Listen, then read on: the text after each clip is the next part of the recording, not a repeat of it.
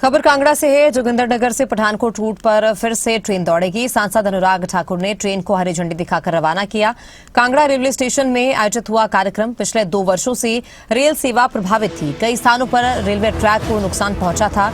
चक्की पुल का निर्माण कार्य पूरा हो चुका है। ट्रैक और पुल की बहाली के बाद रेल संचालन फिर से शुरू हो गया है।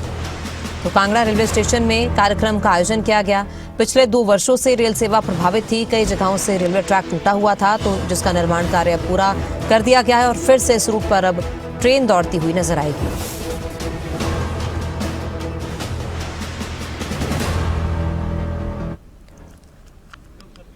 तो बता दें कि कई स्थानों पर रेलवे ट्रैक को नुकसान पहुंचा था, जिसे कि अब ठीक कर दिया गया है। जोगिंदरनगर से पठानकोट रूट पर फिर से ट्रेन दौड़ेगी। सांसद अनुराग ठाकुर ने ट्रेन को हरी झंडी दिखाकर रवाना किया। उनका कहना है कि ये शो उस तरह से किया जा रहा है जैसे शो बनाम किया जा रहा है। भाई क्या है, कुछ लोग बड़ी गाड़ियों में चलने वाले हैं, हम तो गरीब जनता के लिए, जिसको 10 रुपए की टिकट से 100 रुपये बचने का काम होता है। अगर वो बस से जाएगा तो इससे कितने गुना ज़्यादा पैसा लगेगा, आप और मुझे हिसाब बताने की ज़रूरत नहीं है। अगर वो टैक्सी करके जाएगा तो जेब भी खाली हो जाएगी। उसके 2 साल में कितना नुकसान हुआ अभी श्रीमान को पता नहीं।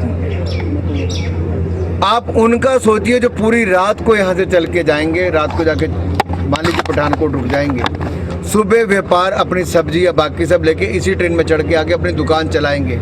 उनको तो अपने परिवार को पालने पोसने के लिए कितनी बड़ी ताकत मिल रही है जी।